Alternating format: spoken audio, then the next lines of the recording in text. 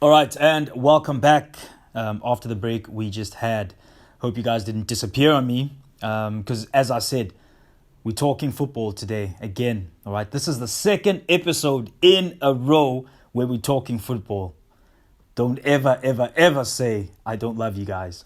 All right, so so today's topic we're actually going to talk about the fact that FIFA has launched a streaming platform or streaming app which is called FIFA Plus. So you might be asking yourself that, okay, so what? Man, you have no idea how exciting and how excited I am, to have learned this. So just to rewind a little bit. So I was going through my LinkedIn feed because that's a platform I like to use, especially for the football side of my agency. So while going through, everything on LinkedIn, I stumbled upon the FIFA page, which is, a business page of theirs that I follow. So after stumbling upon them, man, I noticed an article that says FIFA launches FIFA Plus streaming, platform streaming app.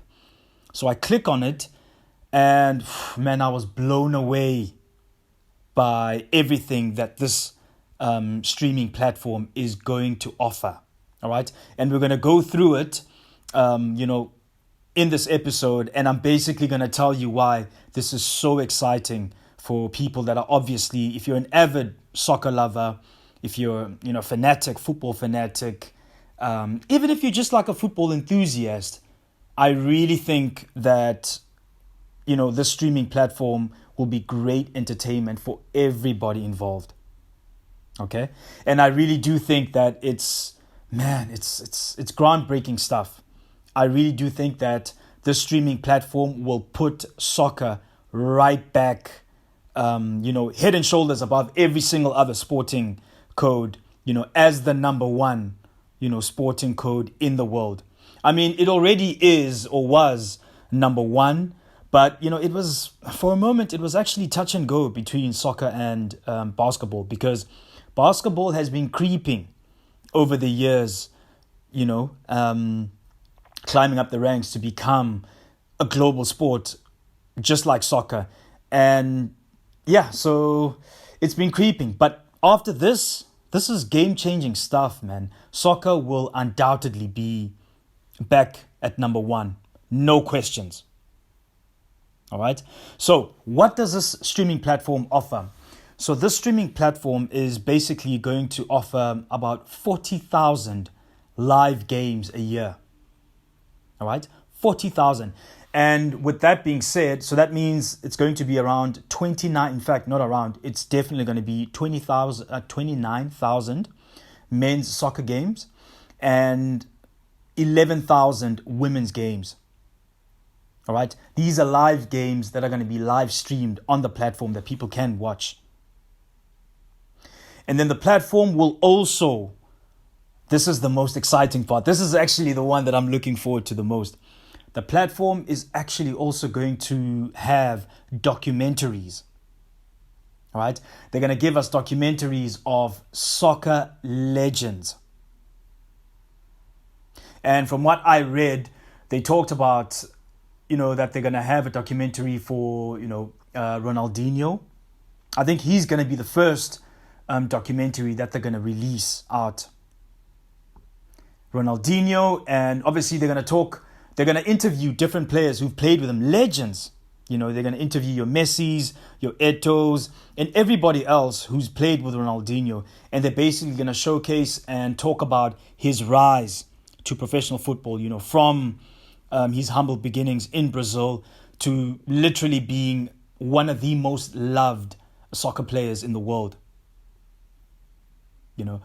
Man, if you're a kid who grew up in the early O's, well, if you're a 90s and early O's kid, trust me, you will know the value that Ronaldinho Guacho brought.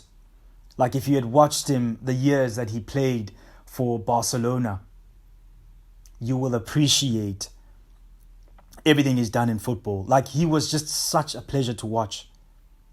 Skillful, speed, and just, his creativity. He was literally like an artist out there on the pitch. Every time you watched him, you could see that, without a doubt, this guy was born to play football. All right. And then other documentaries that they're also going to air, obviously, Ronaldo Nazario. Without a doubt, that's also content that I'm sure everybody would love to consume, because he's also been another phenomenal footballer that, graced the world stage in the 90s. Again, if you're old enough to remember 90s football, you will appreciate what number 9 Ronaldo meant to the world. No disrespect to Cristiano, he's done a hell of a lot as well, but Ronaldo Nazario, man, yeah, look, if you're a 90s kid, you're definitely going to, look forward to watching such content. And then obviously documentaries. Look, I'm not downplaying the other players that they're going to have on, but I don't really know much about, Dani Alves and, they mentioned Dani Alves. Who else did they mention? Yeah, Dani Alves and a few others. No disrespect to them, but the ones that I'm looking forward to the most, definitely Ronaldinho and Ronaldo Nazario. Number 9, the original Ronaldo. That's what people used to say. In fact, that's what people say when they talk about him. They always say the original Ronaldo. All right, and then, man, so this platform will also have like nostalgic football games that are available, games that are dating back to like the 1950s. And I think, with what FIFA has done, man, they have really, really stressed, or they've really demonstrated the importance of, number one, preserving your content, archived content. Because imagine now they're going to be bringing out games from like the 1950s. Obviously, the quality of the footage won't be as, high definition as what we've seen over the years. But I promise you, man, some of those black and white games that you're going to be able to watch, I think for any football lover, that's going to make you truly appreciate what soccer means, to the general public. So they're going to have those nostalgic games. I'm talking World Cups that are dating back to the 1950s. All right. And then with all this, man, like I'm really excited to rewatch the World Cup 1998. I mean, for me, that was the first ever World Cup that I actually got to watch from start to finish. I promise you, World Cup 98, I was in grade 4, standard 2, back in the day. That's what we used to call it. I was in the 4th grade, 10 years old. I'm not going to say I watched every single game, but I was pretty close to watching every single game. The hostel, I was at boarding school, but the hostel that we lived in, they allowed us to watch the Soccer World Cup when it was on. So that was my first experience, man. And, that World Cup was special. So many legends I got to witness for the first time play. And I'm talking, legends who played for France. That was the first time I got to see Thierry Henry, Lilian Thuram, Emmanuel Petit, Zizou, Marcel Desailly. Who else? I'm not sure if Claude Makelele was at that World Cup, but I think he was, yeah. Claude Makelele. Man, it was amazing, Quick funny story. So, when I lived in France, they actually mistook my nationality. All right? When I lived in France and played rugby league in France, they mistook my identity and thought that I was actually a French native. And when I went to go, rectify this, they were like, oh, we apologize. We thought this was a close, surname to Makelele, because my surname is Mbekela. So they mistook it and thought that it was, close or almost the same as Makelele. Anyway, yeah. Moving on. So those are the legends from France that I got to witness for the first time. I got to witness, legends from Brazil for the first time as well. Ronaldo Nazario. Well, Romario had been dropped that World Cup, so he didn't play in that World Cup. So it was Ronaldo, Cafu, Dunga. Roberto Carlos. In my opinion, if I'm going to be honest, I've never thought Roberto Carlos was that good, but that's my opinion. That's my opinion. But yeah, he took decent free kicks. He had a very hard shot. Who else? Yeah, so those are the legends from Brazil. And then I also got to see legends from, Spain. Raul Gonzalez. I think Casillas was still goalkeeper at that stage as well. He was young. SA legends, Benny McCarthy, Lucas Radebe, Phil Masinga, Hans Fonk. I think, he was a goalkeeper at that World Cup. Willem Jackson. Definitely not Pierre Issa. Fucking hell, man. And it was so funny to me that he decided to score 2 own goals against the national team that he was actually currently living and playing his professional football in. Scoring 2 own goals for France when you live in France, that's kind of dodgy to me. But again, we're not going to go into that. I got to see Chile. Marcelo, the one name I remember from that Chile side is Marcelo Salas. Marcelo Salas. Yeah, he was very good.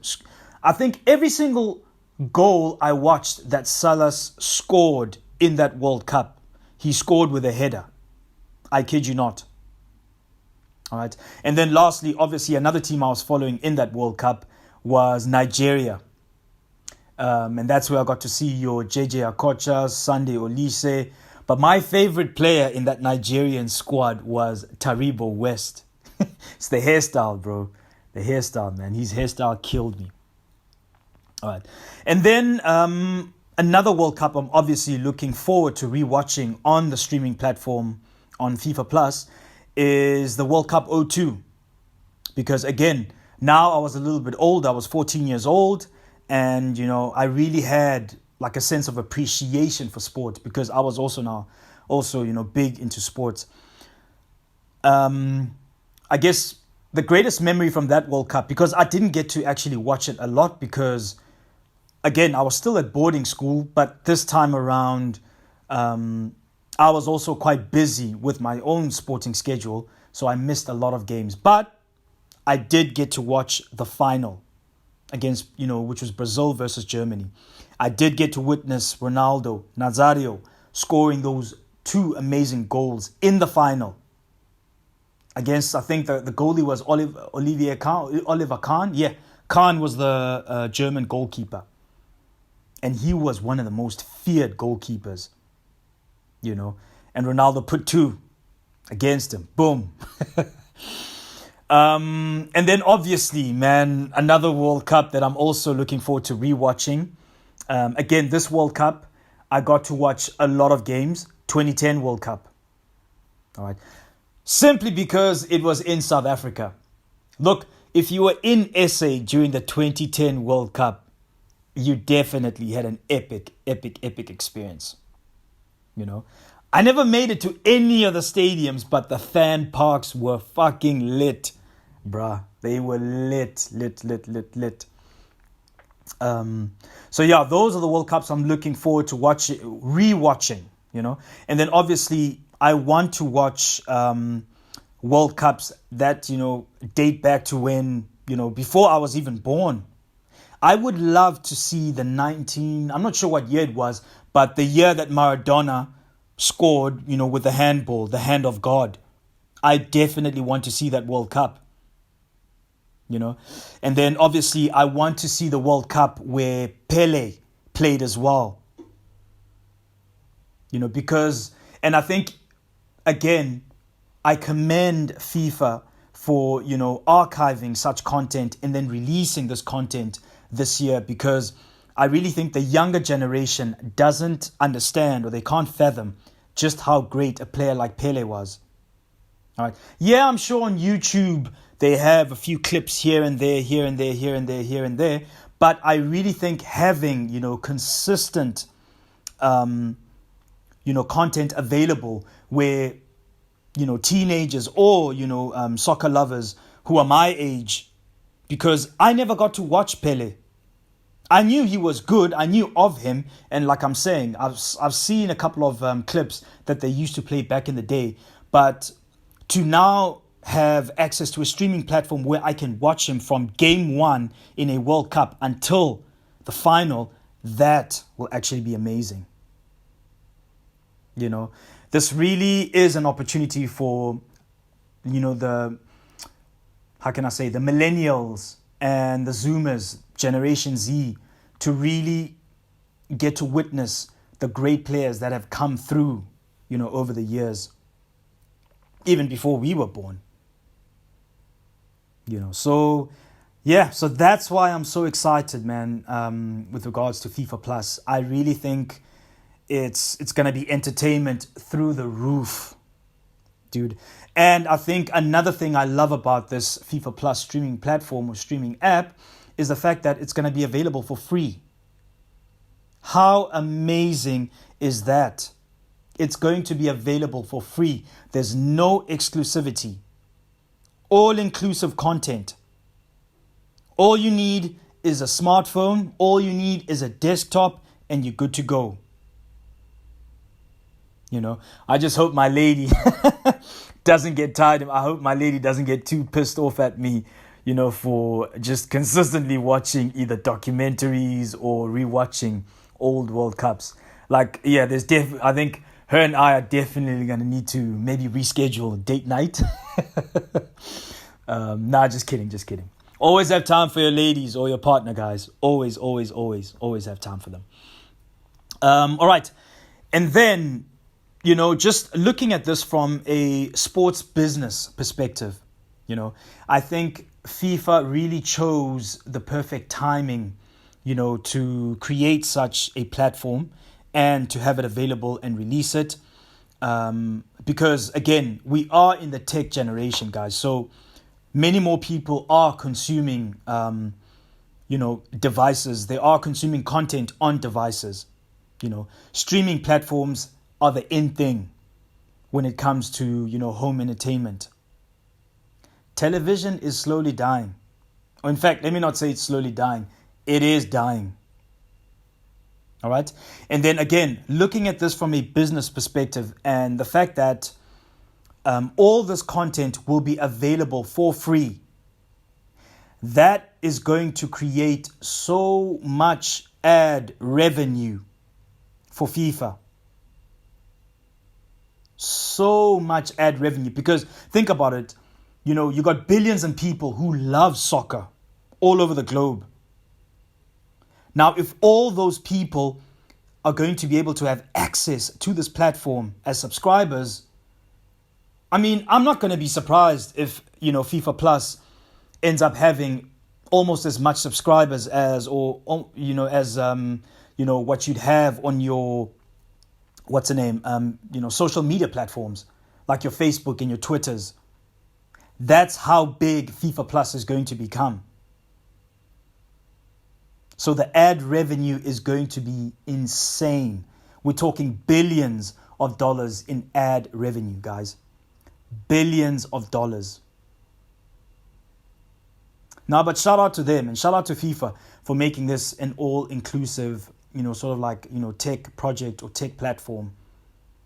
That really says a lot about them, wanting to reach a wider mass audience. And they will.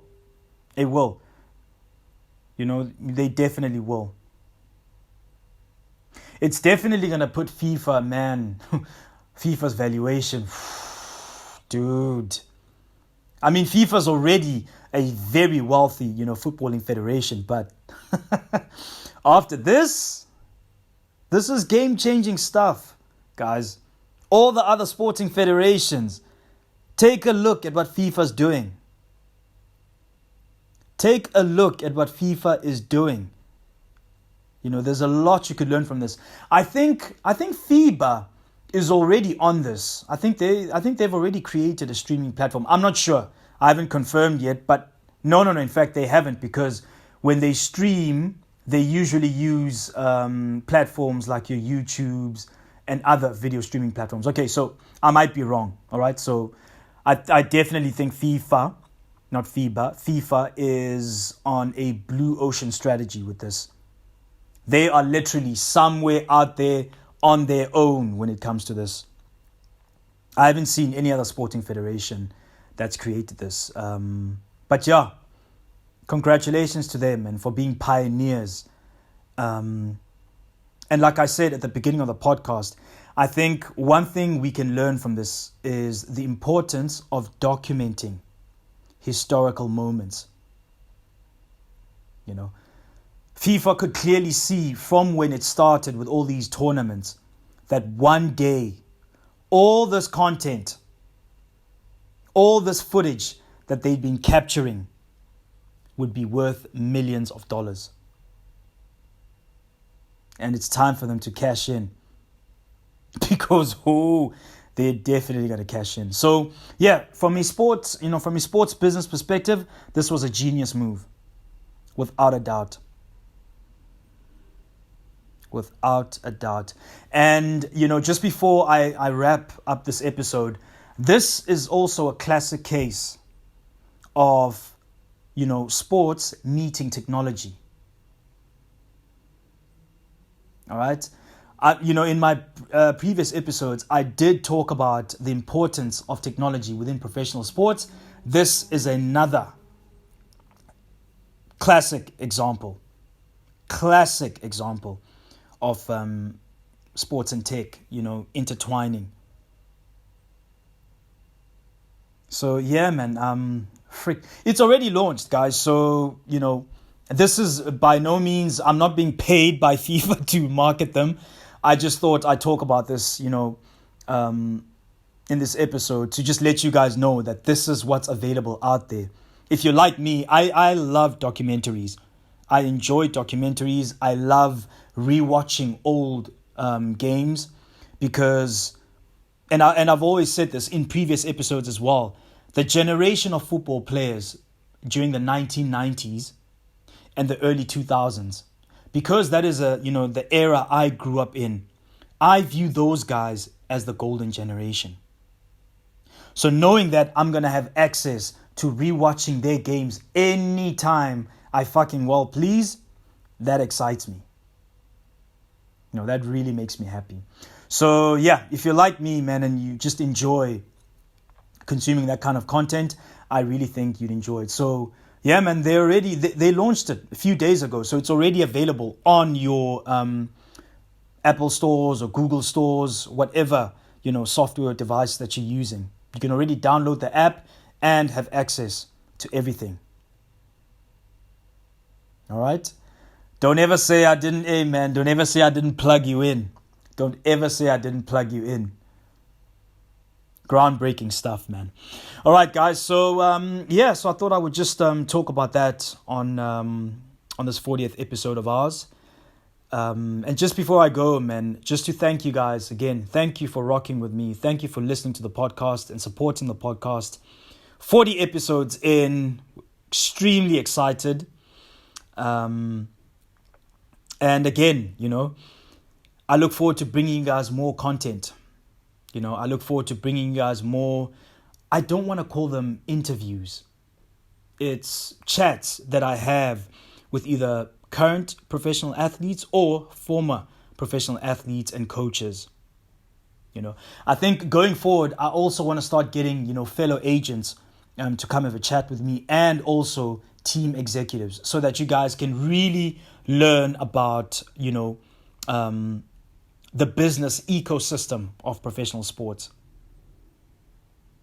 I love this industry, man. I could literally talk sports all day, all night. It's 100% joy for me. But so again, thank you for supporting the podcast. And you can keep supporting the podcast by getting our new podcast merch, which is available. Okay, I'll be sure to drop the link to the merch on the description of this podcast. All right, guys. So you've been listening to Sports Biz from an agent's perspective with Zila, aka Chester Mbekela. And this is me signing off, man, reminding you that we don't only talk sports, we effing lived it. All right. Take care of yourselves. And yeah, I'll see you guys next time. Cheers.